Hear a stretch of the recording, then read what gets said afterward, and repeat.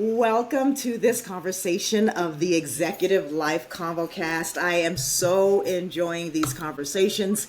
I'm Dr. Jennifer Kitt of the Doctor-Daughter Duo here at the Kitt Institute. And I am Morgan Holmes, the daughter half of the Doctor-Daughter Duo and the Chief Executive Officer.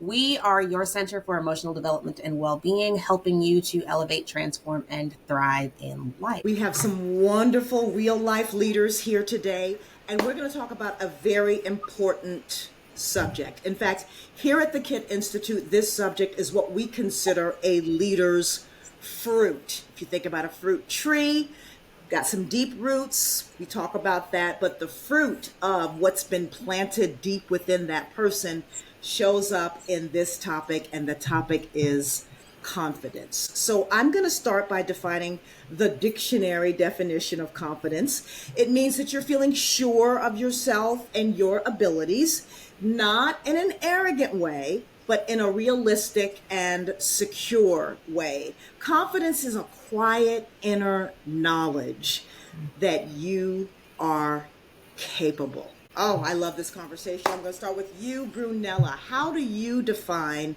confidence for yourself? I define it by believing in myself and believing that even if I don't know something right now in that moment, that I have the capacity to figure something out in the future. So I may not have it understood and I may not have a plan right now, but that I have had enough experiences in my life where even if I didn't have the solution right away, that I was well equipped to find a way to solve any problem that would come my way. So that for me is having that confidence, is that foundation that I can do it. Suzanne, how do you define confidence?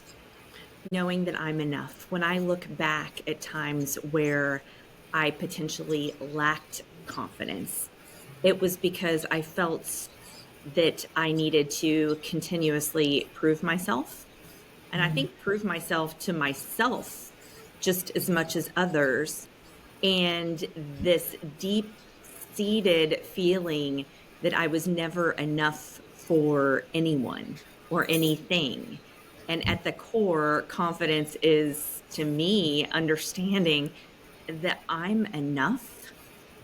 And that's okay if I don't know something or mess up. It doesn't mean that I'm a failure.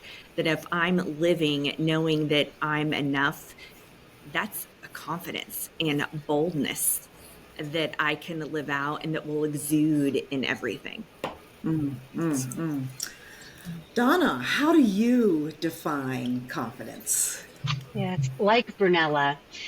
Confidence to me is a belief system that a single mistake does not define me. That I am a whole amalgamation of actions, mistakes, successes. I am a whole person, and not one single one of them defines me. And that I can make up for a mistake, and that I build success upon success, mistake upon mistake, and I can learn from all of those, and each of them is a building block to success and confidence. It's an interesting thought, right? That it's almost an anti-looking at the fact that confidence is built through a whole bunch of failures and mistakes. And I know for me, that's how confidence comes forward, when I try and fail and try again and fail and try again and again and fail, until I was like, wait a minute now, I can do this. So let's go through some real examples. How has, Donna, this impacted you in your personal life and leadership, this idea of being a confident woman?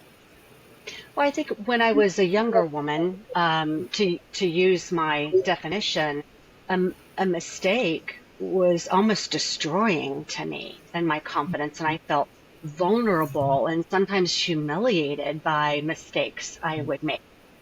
Now, being much, I'll say seasoned, much more seasoned, those mistakes I can let roll off my back much more easily, and I can exude that confidence. Mistakes I take as seasoning, like an iron skillet.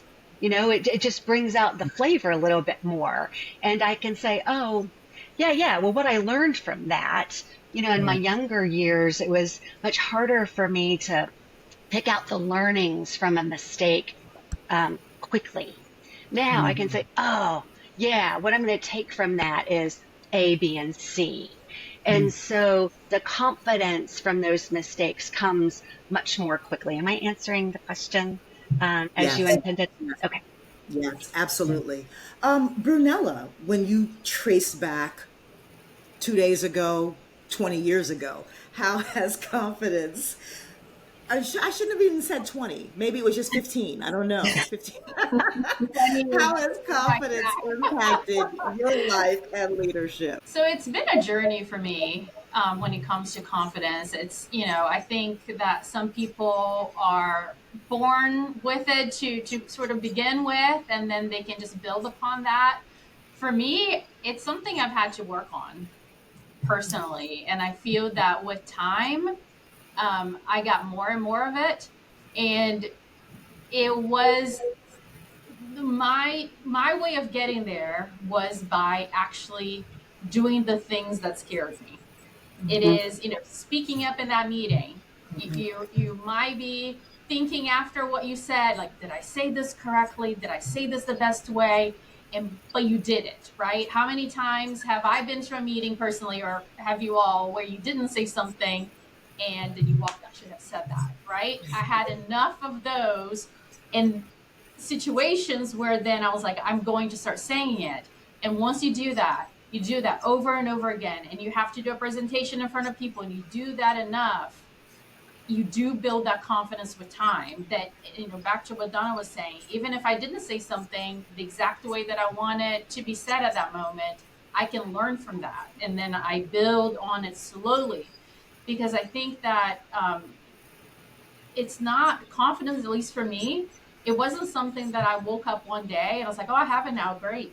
I don't know what happened, and it just showed up. It didn't show up for me. I had to work really hard to get it, and I feel like it's still a work in progress. Like, I'm always going to have to work on that. That just has been my experience.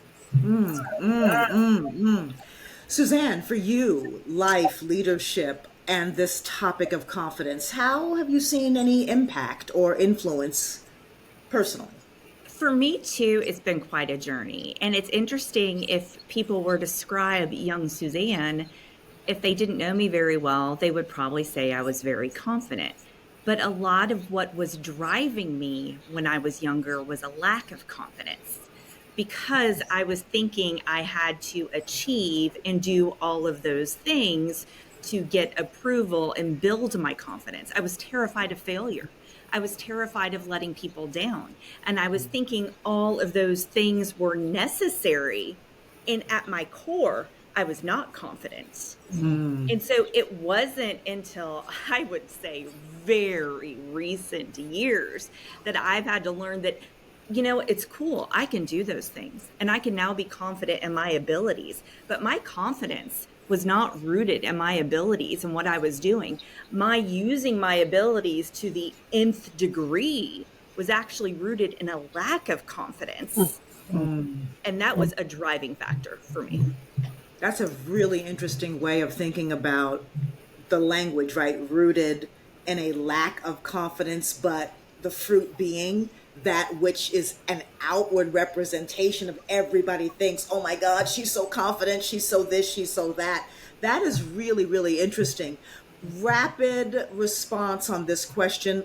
One and only one life lesson, Suzanne, from confidence. I think when you're especially mentoring women, keep in mind their actions based on what they're doing, how they're performing, how they are presenting. It may be rooted in either confidence or a lack of confidence.